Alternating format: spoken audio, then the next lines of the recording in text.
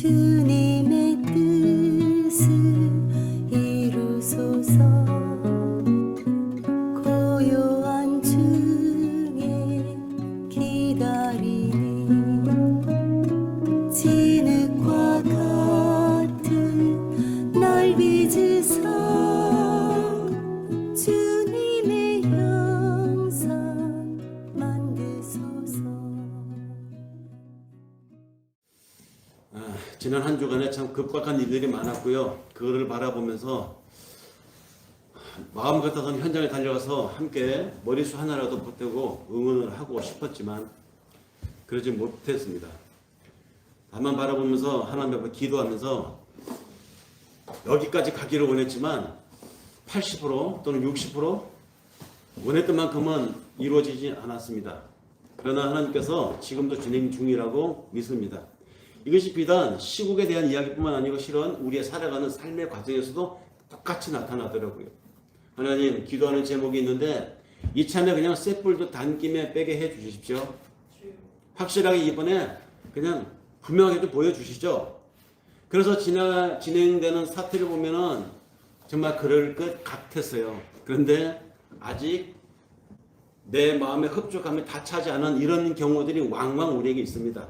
병을 고쳐주실 거 이왕이면 완치를 시켜주시지 왜 아직도 남겨두시고 달고 살게 하십니까?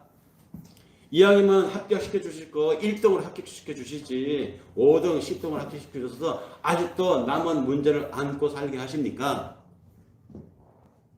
그렇게 기도하고 바뀌었는데 확실하게 눈도장 찍어주시지 않고 왜 아직도 미결로 남겨두십니까? 등등 우리 삶에 여러 번 경험하는 일들이 시국에서 일어나는 것과 똑같더라고요. 그럴 때 우리는 하나님 앞에 어떤 마음을 갖게 됩니까? 우리가 함께 읽은 요한계시록에 나오는 7교회가 나오죠. 7교회. 아시아에 있는 7교회에게 편지하노라 라고 하면서 앞에 서두에 뭐라고 나옵니까? 다윗의 별이요, 시작이요 오메가인 하나님이, 그러면서 그 다음에 나오는 말이 뭡니까? 살아계신 그리스도 나 예수가 아시아의 7교회에게 편지하노라 그러잖아요. 그럼 아시아의 7교회, 이 7교회가 누구냐? 우리를 가리키는 말입니다. 교회를. 근데 왜 하필이면 8개 교회 다니고 5개 교회 다니고 7교회냐? 말씀드렸죠. 성경에서 7, 7은 단순히 카운트되는 1, 2, 3, 7이 아니라 확실함, 완전함, 더 이상 바랄 것이 없는 완벽함을 나타내는 말이 7으로 성경에 쓰입니다. 그러니까 아시아의 7교회라는 말은 더 이상 말할 것이 없는 교회를 가리키는 것이죠. 그래서 히브리어에서 7이라는 말은 곧 맹세라는 말과 같다고 그랬잖아요. 세바. 이 세바라는 말에서 안식이라는 말도 나왔습니다. 사바스. 그러니까 히브리인들의 사고에서 맹세라는 말은 곧 하나님 앞에 하는 약속이고 그 말은 곧 완전함이라는 뜻이고 그 말은 곧 하나님 앞에서의 더 이상 바랄 것이 없는 안식이라는 뜻과 다 일맥상통하는 의미입니다. 전체 교회를 상징하는 7교회, 그 뒤에 또 묘한 것은 7영이 나옵니다. 아니 영은 영이지 왜 한 개 영도 아니고 3개 영도 아니고 7개 영일까요? 이 역시 영은 성령 하나님을 말하는데 이 성령 하나님이 어떤 하나님이냐? 완벽한 하나님. 완벽한 성령, 더 이상 바랄 것도 부족함도 없는 완벽함 그 자체의 영, 그런 완전한 성령을 상징하여 여기 7교회 뒤에 따라 나오고 있습니다. 그렇다면 7교회는 더 이상 바랄 것이 없는 우리 교회라고 우리 자신들이라고 그랬잖아요. 근데 그게 성령이 나옵니다. 근데 성령도 역시 더 이상 부족함도 더 이상 넘치지 않는 완벽한 상태의 성령 같이 연관되어 나옵니다. 이것이 무엇을 얘기하느냐? 옛 성전을 무너뜨리고 새 성전을 지어가는 과정을 이야기하는 거예요. 옛 성전이 뭡니까? 하나님을 알기 이전에 살아왔던 우리의 삶, 룰과 규칙과 도덕과 윤리로 살아왔던 우리의 삶, 세상 규정, 세상 규칙, 세상 룰대로 살아왔던 우리의 삶, 이 삶이 무너지고 이제 예수 그리스도 안에서 은혜로 살아가는 새로운 성전으로 지어져가는 이 삶, 다시 말해서 신앙으로의 삶을 상징하는 이야기입니다. 옛사람을 죽이고 새 사람을 창조해 나가는 과정, 이 과정에 작용하는 것이 그리스도의 사역입니다. 그래서 교회를 탄생시키는 그리스도의 사역을 상징하여 요한계시록에서 일곱 교회, 일곱 영, 일곱 별, 이 7이라는 말이 자주 반복되고 있다는 것이죠. 왜 이 하나님 완벽함, 더 이상 바랄 것이 없는 온전함을 뜻하는 7이 7이 이렇게 많이 쓰이느냐? 그러니까 이 교회를 만들어가는 것, 옛 성전을 무너뜨리고 옛 사람으로 살던 방식인 나를 무너뜨리고 하나님의 새로운 사람으로 만들어 나가는 성전을 만들어 나가는 이 과정이 누가 하느냐? 일곱 영이 한다는 것입니다. 일곱 영이. 다시 말해서 성령이 넘치게, 차고 넘치게, 부족하지 않게 완벽하게 이 일을 이루어갈 것이라는 것입니다. 그래서 일곱 별 이야기에 일곱 영 이야기가 나오는 것입니다. 그러니 교회됨이라고 하는 것, 믿는 우리 한 사람 한 사람이 교회인데 내가 교회로서 살아가는, 내가 하나님의 성전으로서 지어져 가는 과정인 이 지상에서의 삶의 이 여정이 내가 하는 것이 아니라 하나님이 하는 것이기 때문에, 성령 하나님이 하는 것이기 때문에 이 일은 반드시 이루어질 것이라는 것. 그리고 이 교회가 성령이 없이는 존재할 수 없고 교회로서 유지될 수도 없다. 이 말을 강력하게 표현한 것이 일곱 교회 뒤에 따라 나오는 일곱 영의 언급입니다. 이 일곱 영 성령이 어떤 의미를 갖는가에 대해서 요한계시록 기자인 요한은 그의 요한계시록 5장 6절에서 이렇게 묘사하고 있습니다. 내가 또 보니 보좌와 내 생물과 장로들 사이에서 어린 양이 섰는데 일찍 죽임을 당한 것 같더라. 일곱 뿔과 일곱 눈이 있으니 이 눈은 온 땅에 보내심을 입은 하나님의 일곱 영이더라. 일곱 영, 성령이 여기에 있고 저기에 있고 일곱 군데 나눠져 있다는 얘기가 아니라 성령이 온 땅에 충만하게 완벽하게 있다는 것입니다. 하늘에 계신 성령이 내 삶의 가장 사망의 음침한 골짜기 거기에도 계시다는 것이죠. 모든 것에 계시다는 이야기입니다. 그 얘기를 오늘 일곱 눈과 일곱 촛대로 메시지를 만들어 보았습니다. 먼저 우리가 앞에서 읽은 스가랴서의 이야기를 보면요, 스가랴서에 보니까 거기에도 일곱 개의 눈이 나옵니다. 이 일곱 개의 눈은 스가랴서가 설명하기를 온 세상을 두루 살피시는 여호와의 눈이었더라 라고 소개를 하고 있습니다. 그런데 스가랴서에서 온 세상을 두루 살피시는 여호와의 눈이라고 일곱 개의 눈을 소개하고 있는데, 반면에 요한계시록에서는 그것이 이 일곱 눈은 온 세상에 보내어진 하나님의 영이다라고 또 표현을 하고 있어요.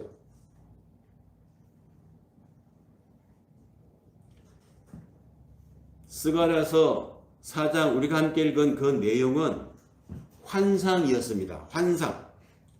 스가랴서를 읽어보신 분들은 아시겠지만 스가랴서에서는 총 7개의 환상이 나옵니다. 우리가 함께 읽은 본문의 환상은 그 중에서도 5번째에 해당하는 환상인데, 이 환상은 무엇을 뜻하느냐? 하늘 성전, 다시 말해서 하나님의 나라를 상징으로 보여주는 것입니다.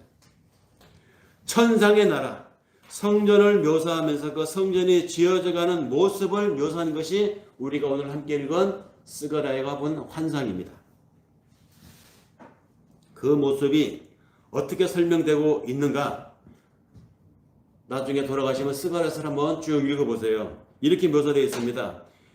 등대의 7 촛대가 있고 그 양옆으로 2 그루의 감람나무가 있더라, 이렇게 묘사가 되어 있죠. 이거를 이상하게 해석하는 사람들이 여기서 뭐 박태선, 천도교니, 또 뭐 마릴성도 예수 그리스도의 교회니, 통일교회니, 이상한 이단들이 다 여기서 이상하게 나왔어요. 이걸 이상하게 해석을 해가지고. 근데 이거 이상하게 읽으면 그쪽으로 빠져요. 정확하게 읽어야 됩니다. 어떻게 읽는 것이 정확하게 읽는 것이냐? 성경은 성경으로 해석을 해야 되거든요. 이 말이 누구를 가리키는 것인가? 이 말이 무슨 뜻인가를 성경 안에 다른 맥락에서 찾아서 해석을 해야 되는데, 이것을 성경 밖에서 이상하게 세상 돌아가는 세태와 또는 세상에서 살아가는 사람들의 웅성거림 세상 사람들이 불만에 섞어서 해석을 하면 이상한 괴이한 해석이 나온다는 것이죠. 이 등대로 감람나무에서 계속 기름이 흘러 들어가니까 흘러 들어가는 그 기름 때문에 불이 꺼지지 않더라. 스가랴 예언자가 본 내용입니다. 이 환상이 무엇을 의미하는지 그 환상을 보고 있는 스가랴 예언자도 궁금해서 옆에서 지켜보고 있던 그걸 보여주고 있는 천사에게 물어봤어요. 이것이 무엇을 의미합니까? 근데 그 천사의 대답이 스가랴 예언자가 듣기에도 분명하지 않았어요. 너무 어려웠습니다. 난해했습니다. 뭐라고 말할까요?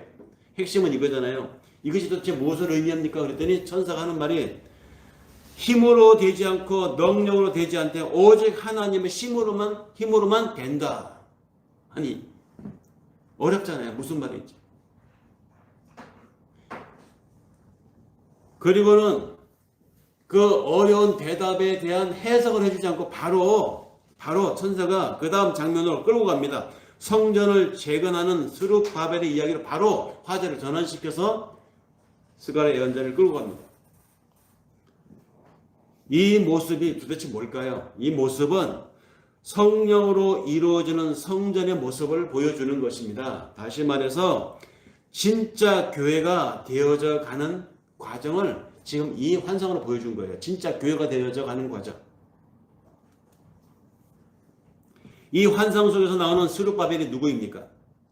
이 사람은 이스라엘, 유다 왕국의 왕족이었습니다.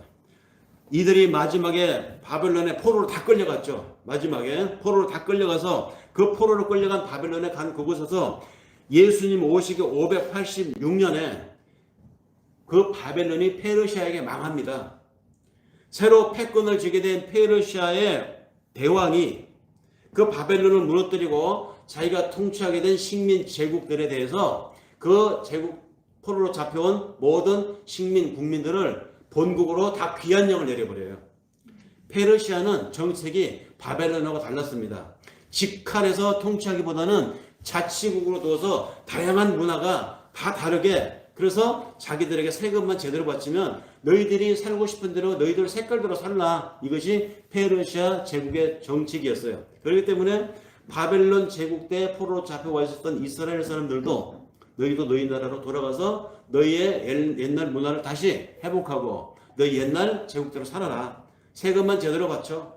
다 돌려보내게 된 것이죠. 그래서 그 귀환령에 의해서 돌아온 기양민 속에 있었던 지도자 중에 한 사람이 스룹바벨이에요. 이 스룹바벨이 어떤 사람이냐? 스룹바벨의 아버지가 여호야긴이었습니다. 여호야긴의 아들이 스룹바벨이었는데 여호야긴이 누구냐?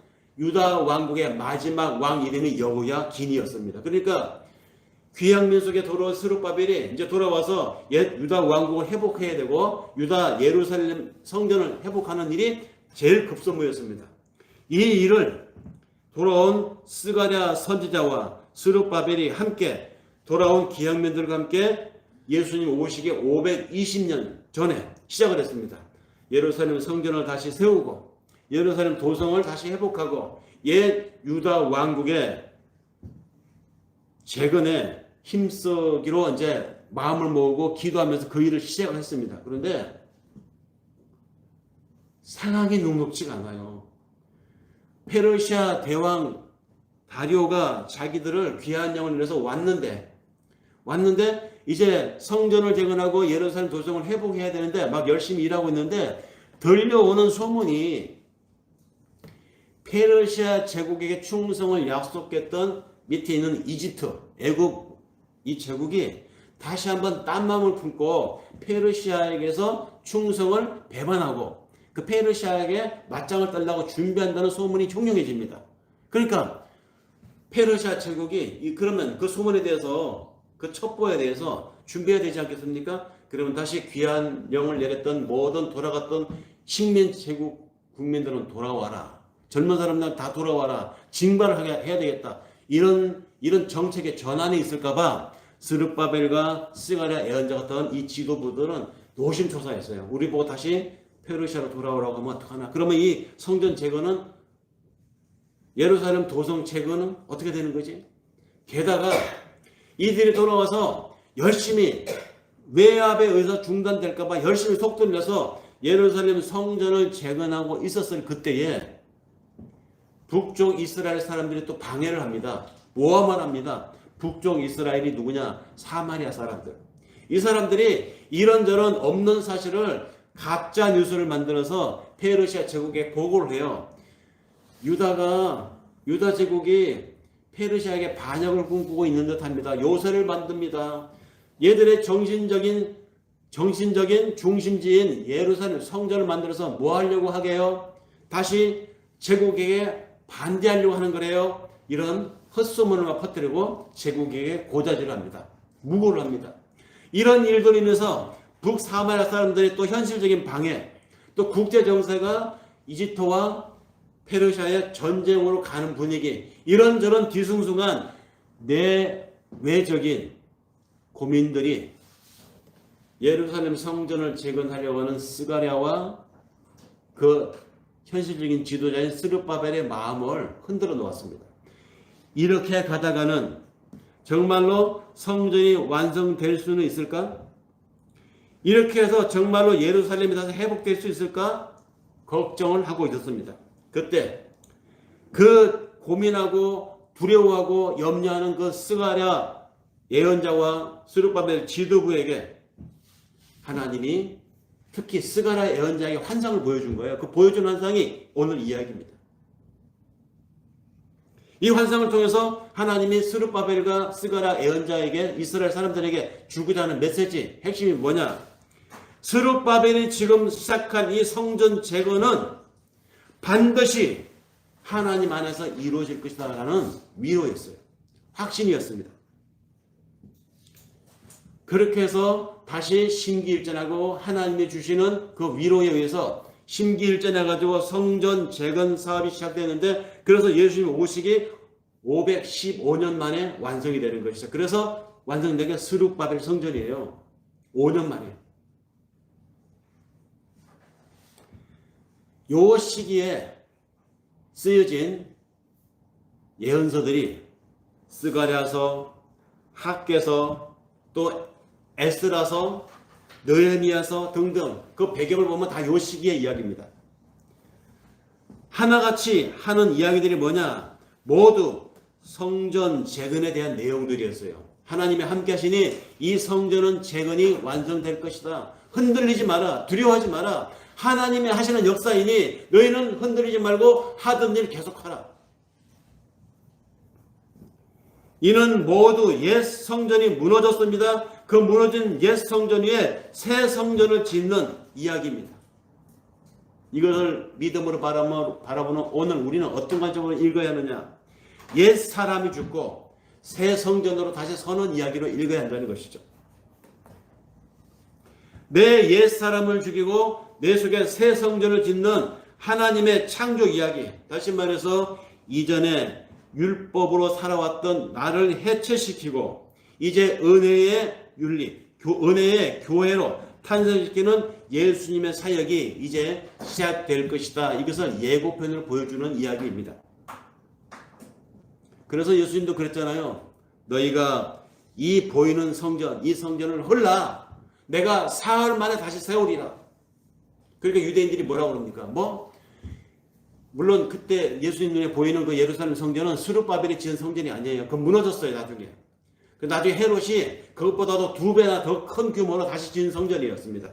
근데 그 성전조차도 짓는데 66년이 걸렸어요. 그러고도 완성이 아직 안 됐어요. 뒤뜰 뒤에 뒤뜰 더 계속 건축하는 중이었습니다. 그래서 유대인들이 사흘 만에 짓는다고? 야, 우리 조상들이 66년이 지나도록 짓고 있는데 지금도 완성이 안 됐는데 네가 어떻게 사흘 만에 짓겠다는 것이냐? 예수님의 말의 의미를 못 알아들은 것이죠. 예수님이 내가 사흘 만에 다시 지으리라. 그 성전이 무슨 성전을 말하는 것 같습니까?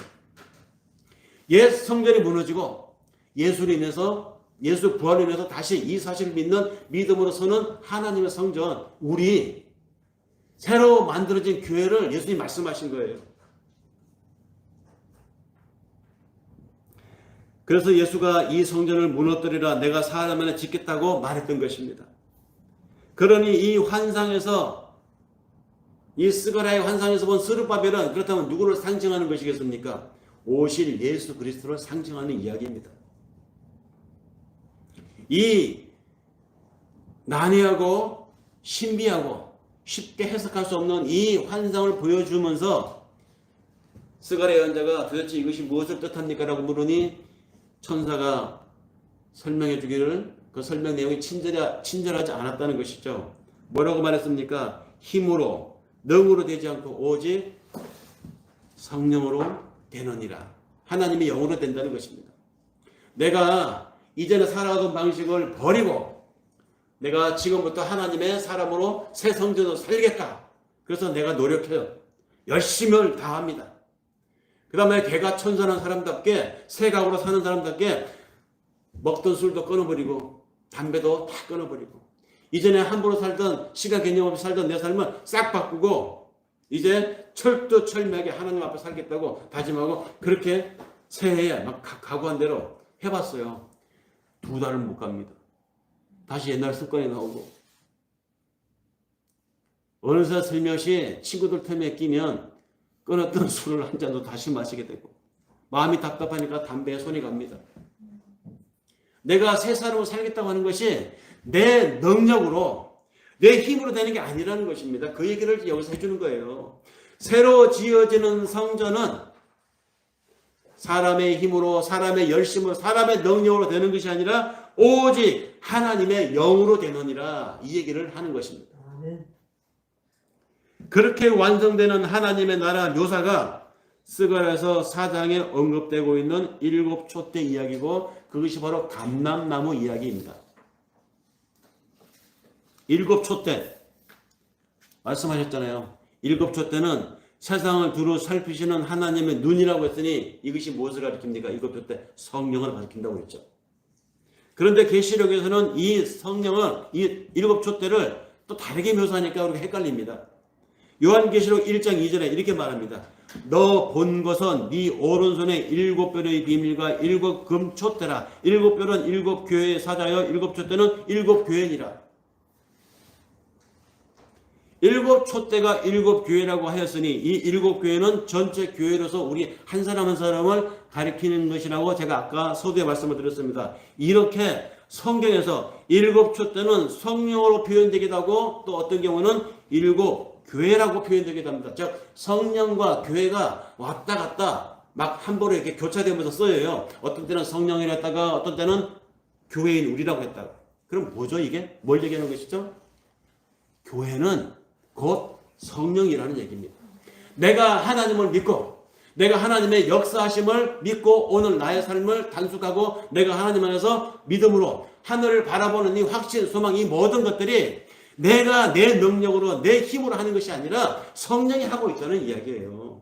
그래서 교회와 성령은 불가분의 관계라는 것입니다. 그래서 성령 없이는 교회가 있을 수 없고 성령이 없이는 교회가 유지될 수도 없다는 얘기입니다.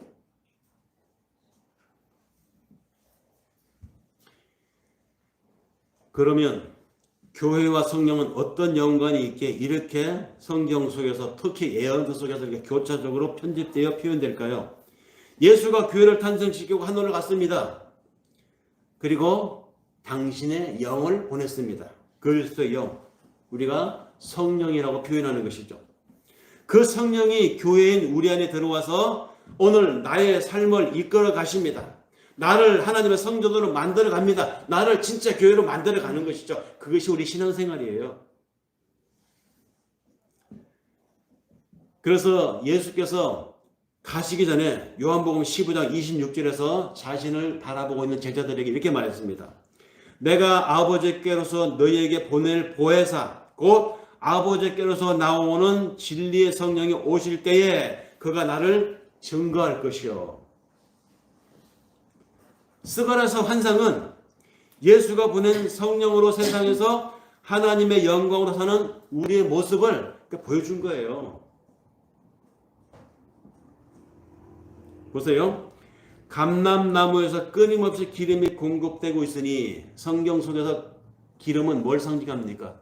성령을 상징하잖아요. 왕을 세울 때 기름 부었죠. 예언자를 세울 때 기름 부었죠. 제사장을 세울 때 기름을 부었습니다. 그 기름이 뭘 상징하느냐? 이제부터 하나님이 너와 함께 하실 것이니 네가 하는 말, 네가 하는 행동, 너의 예단은 모두 다 하나님의 일이다 라는 상징적인 선언이잖아요. 그 기름을 붓는다는 것이 뭡니까? 하나님이 함께 한다는 것이죠. 이것이 구약에서의 언어지만 신약에서는 이걸 성령이라고 합니다. 교회는 성령이 오심으로써 탄생되었고 그 성령의 조명과 성령의 인도하심과 성령의 충만함으로 우리가 오늘 존재하고 있습니다. 천국에서는 말할 것도 없고요. 오늘 내가 살고 있는 이 땅 현실에서도 교회로서의 빛을 발하게 하는 것이 성령입니다. 감람나무에서 끊임없이 부어지는 성령의 도움으로 교회인 나는 현실을 살면서 하나님의 영광된 빛을 발하고 살고 있는 것이죠. 이 발하고 있는 이 빛은 하나님의 나라에 가서도 영원히 발하게 됩니다. 감람나무에서 끊임없이 부어지는 성령의 도움으로 교회가 교회로서의 삶을 살 수 있다는 것, 그것도 영원히. 그래서 일곱 촛대는 일곱 교회를 말하는 것이고, 그런데 왜 성경이 일곱 촛대를 또 성령으로 묘사했는가? 그 이유가 여기에 있습니다. 교회는 성령 없이는 존재할 수 없고 유지될 수도 없기 때문에 교회라는 촛대에 불이 붙어서 그것이 촛대의 역할을 제대로 하기 위해서는 성령으로 불이 붙어 있어야 한다. 이 얘기를 지금 스가랴 예언자가 자신이 본 환상을 통해서 하나님이 우리에게 말씀하고 있습니다. 그렇기 때문에 교회와 성령은 떨어질 수 없는 불가분의 관계입니다. 그래서 일곱 촛대를 성령의 도움으로 탄생되게 하고 빛을 내는 교회라고 표현을 했던 것입니다. 기회가 되시면 출애굽기 25장 30절에서 40절에 이르는 촛대와 감람나무 이야기에 대한 구체적인 관계를 묘사하고 있는데요. 나중에 한번 읽어보십시오. 거기에 촛대를 비롯한 성막 전체 이야기가 나오는데 그 성막 안의 이야기가 뭘 얘기하느냐? 모세에게 보여준 하나님의 성막. 그 성막은 하나님의 나라를 상징하는 거예요. 하나님의 나라. 보세요. 성막 안에는 늘 촛대가 놓여 있습니다. 여러분, 이스라엘 사람들이 그 해당 같은 곳에서 또는 랍비들이 그 자기들이 시나고게라고 하는 그 예배 드리는 장소가 가끔 영화나 드라마 같은 데 보지 않습니까? 뒤에 뭐가 나옵니까? 뒤에. 우리는 십대 가지만 그들은 요 뒤에 촛대가 이렇게 놓여 7개 촛대가 나와 있어요. 그 촛대를 얘기하는 것입니다. 7개의 촛대. 그 7 촛대가 성막 안에 있는데 그 성막 전체가 바로 하나님의 나라를 상징한다고 하면 그럼 7 촛대는 뭘까요? 이 7 촛대를 그들은 정금으로, 금으로, 도금을 한 것으로 또는 금 박지로 쌉니다. 왜?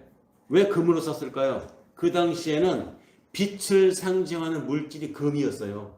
금빛 찬란한 그러지 않습니까? 그래서 이스라엘 사람들도 촛대를 두는데 이 촛대가 항상 빛이 나야 된다라는 의미에서 그 빛을 상징하는 의미의 금으로 도금을 했던 것이죠. 성막에 놓일 촛대를 정금으로 만들려고 하나님은 그래서 지시했습니다. 그래서 금으로 쌓고 금으로 쌓인 촛대는 항상 빛을 나타내고 있었습니다. 촛대는 지성소 앞의 성소에 위치해 있기 때문에 지성소 앞에 위치했다. 그 뭡니까? 하나님의 보좌를 상징하는 것이었습니다. 그렇게 촛대가 놓이고 보좌가 놓이고 지성소 놓이고 이 전체 구조가 하나님의 나라를 상징하는 것입니다. 그 하나님의 나라를 상징하는 그 안에 구조 속에 우리가 상징으로 들어가 있어요. 뭐로? 촛대로. 그 촛대에 불을 밝히라고 했습니다. 성막에 모세에게 하나님 명령하기를 그 촛대에 불을 밝혀라. 불을 밝혀서 1년 365일 24시간 내내 불이 꺼지지 않게 하라라고 명령했습니다. 성막에서 봉사하는 제사장들은 그 일을 했어요. 다른 거 하지 않았습니다. 그 일, 불이 꺼지지 않게 하는 거. 교회는 불이 꺼질 수 없는 존재라는 것을 여기서 상징으로 보여주고 있습니다. 완성된 하나님의 나라에서 교회는 영원히 그렇게 빛을 발하는다. 이것을 지금 메시지로 보여주는 이야기죠. 감람유, 뭡니까? 감람나무. 이거 올리브유잖아요. 이 감람나무에서 끊임없이 촛대에 부어지는 기름, 그 기름 때문에 불을 꺼트리지 말라고 이렇게 묘사하고 있습니다. 레위기서 24장 1절 4절에 모세에게 명령한 하나님의 말씀을 보십시오. 이스라엘 자손에게 명하여 감람을 찧어서 낸 순결한 기름을 켜기 위하여 니게로 가져오게 하고 끊이지 말고 등잔불을 펼치며 아론은 해마간 증거계 밖에서 아침부터 저녁부터 아침까지 여호와 앞에 항상 등잔불을 정리할지니 너희 대대로 지킬 영원한 규례라. 그가 여호와 앞에서 순결한 등대 위에 등잔불을 끊이지 않게 정리할지니라. 불을 꺼트리지 말라는 것입니다. 1년 360일 24시간 내내. 이것이 촛대와 감람나무로 등장한 스가랴의 환상 속의 내용이었습니다. 옛 성전에서는 제사장들이 이 감람나무 기름을 끊임없이 갖다 날라야 했어요. 불이 꺼지면 안 되니까. 촛대. 성막은 완성된 하나님 나라의 모형이었고 그 성막 안의 촛대는 그 하나님 나라에서 영원히 꺼지지 않고 빛을 발하면서 존재하게 될 우리 교회를 얘기합니다. 그래서 그 교회가 어떻게 존재할 수 있느냐? 성령으로만 존재할 수 있다는 것입니다. 그렇게 우리에게 날마다 숨쉬는 순간마다 내 앞에 내 안에 항상 함께 계시는 성령 고백하는 거예요. 잠잘 때도 성령은 우리 안에 있어요. 내가 그렇게 원하고 바라는 상황이 오지 않아도 그래서 실망하고 있는 그때에도 고통 중에 있는 그때도 성령은 함께 하신다고요. 성령 하나님은 영원합니다. 그러니 교회인 우리도 영원히 빛을 발하게 되어 있습니다. 그 불은 이미 2000년 전 오순절 마가다락방에서 성령이 오심으로 교회가 출발하면서 오늘 우리에게까지 전수되고 있습니다. 그래서 바울은 고린도후서 3장 17절 18절에서 이렇게 말합니다. 주는 영이시니 주의 영이 계신 곳에는 자유함이 있느니라. 우리가 다 수건을 벗은 얼굴로 거울을 보는 것 같이 주의 영광을 보매 저와 같은 형상으로 화하여 영광으로 영광에 이르니 곧 주의 영으로 말미암음이니라. 바울의 이 말이 무슨 말인지 이제 확연하게 와닿지 않습니까? 여기 주의 영광을 본다라는 이 말을 동사 원문을 보니까 카툭트 조마이 헬라어 원문인데요. 헬라어 원문을 보면 카툭트 조마이 이 말은 동사인데 시제를 보니까 현재형이에요. 지금 빛을 발하고 있다. 그러니 우리에게 약속하여 우리에게 언약하여 계속하여 하나님의 영광된 빛이 반사되는 촛대로 우리가 살고 있다 이 얘기입니다. 진짜 믿음 안에 들어온 사람이라면 좋을 때만 빛을 발하고 슬플 때는 하나님을 떠나가고 이게 아니라는 것이죠. 성공했을 때만 하나님이 나한테 있고 실패했을 때는 하나님 나를 팽개친 거다 아니라는 것입니다. 항상 365일 24시간 내내. 그러니 우리에게 계속하여 하나님의 영광된 빛을 발하는 촛대로 살라. 이 메시지입니다. 그래서 예수님이 그렇게 말씀하셨는지 모르겠어요. 마태복음 5장 14절에서 16절에 이렇게 말씀하셨잖아요. 너희는 세상의 빛이라 산 위에 있는 동네가 숨기지 못할 것이요 사람이 등불을 켜서 말 아래 두지 아니하고 등경 위에 두나니 이러므로 집안 모든 사람들에게 비치느니라. 이같이 너희 빛을 사람 앞에 비추게 하여 저 사람들로 너희 착한 행실을 보고 하늘에 계신 너희 아버지께 영광을 돌리게 하라. 하나님께 영광을 돌리라고 합니다. 어떤 삶이 구체적으로 어떻게 사는 것이 하나님께 영광을 돌리는 삶입니까? 내가 하나님이 지어가는 교회로서 내가 어떻게 행하는 것이 하나님께 영광이 되는 삶인가요? 구체적으로 막연하죠. 내가 사업을 열심히 해서 큰 돈을 벌어서 구제, 자선 사업을 많이 하면 이게 하나님께 영광을 돌리는 것일까요? 모두가 어렵다고 하는 그 난관을 뚫고 시험에 합격해서 주께서 나에게 이 일을 이루어주셨습니다. 주님께 영광의 박수를 돌리는 것이 하나님께 영광을 돌리는 것이겠냐고요. 그러면 이 시대에 난망한 일들이 막 펼쳐지고 있는데 그렇게 기도하고 그렇게 매달렸는데 뜻대로 되지 않아서 미지근하게 결론이 나고 말았습니다. 하나님의 영광이 떠나가실 것일까요?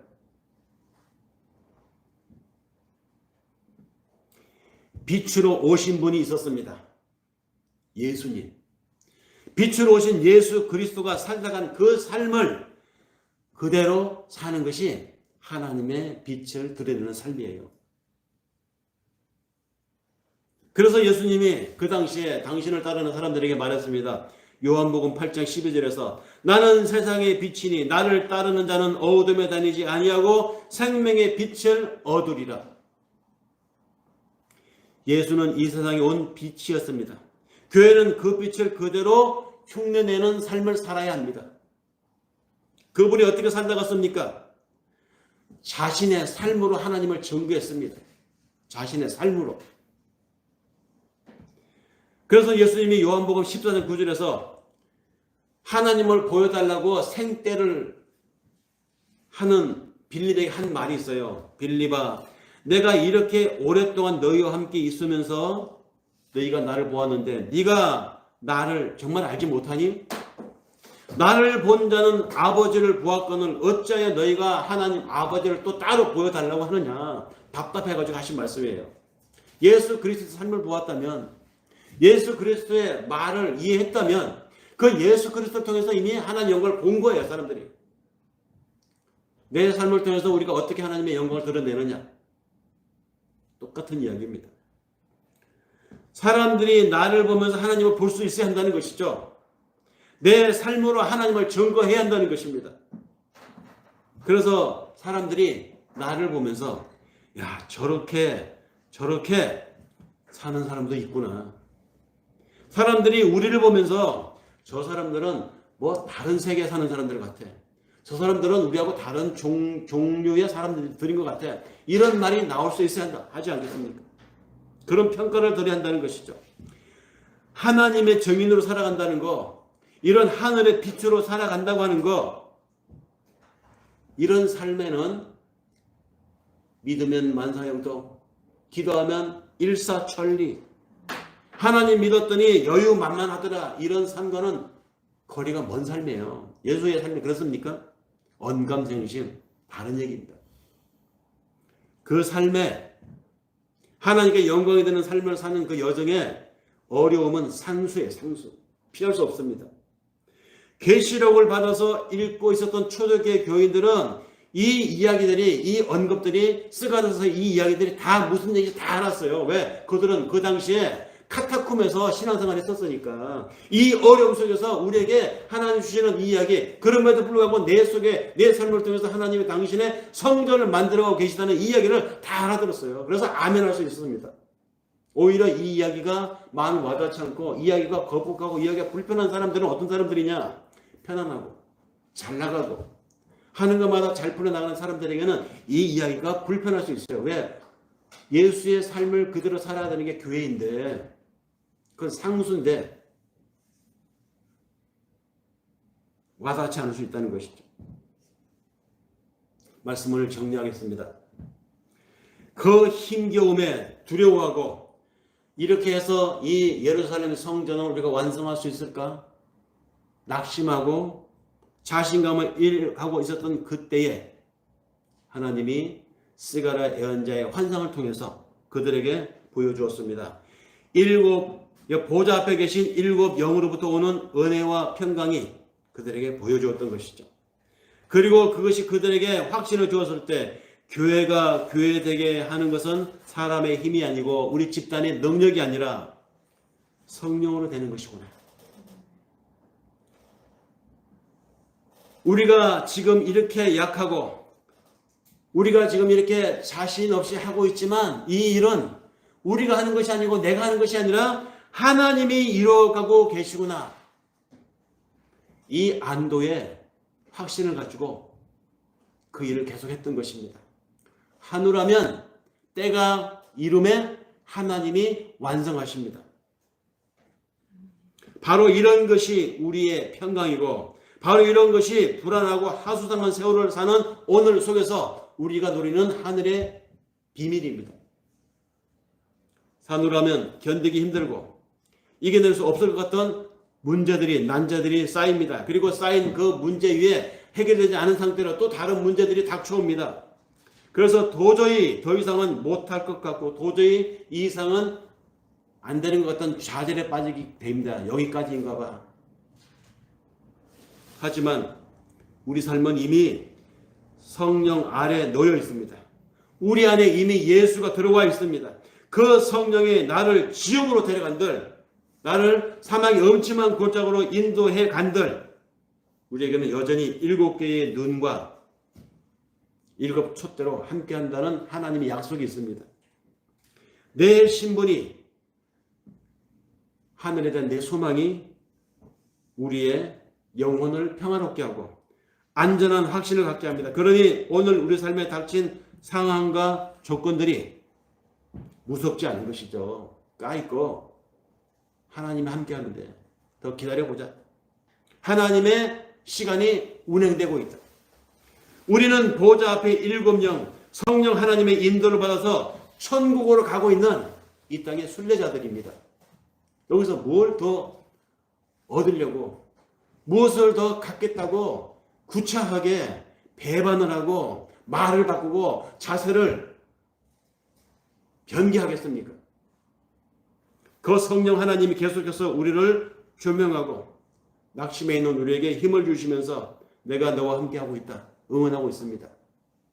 응원 속에서 하나님의 영광, 하나님의 은혜를 또 한 번 경험해보는 우리가 되기를 바라면서 이 말씀을 전하면서 기도하겠습니다.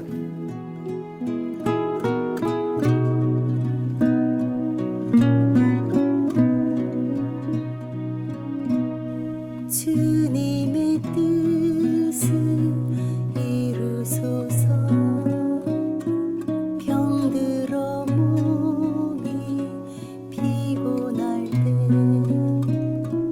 권능의 손을 내게 펴사 새롭게 하여 주옵소서. 주님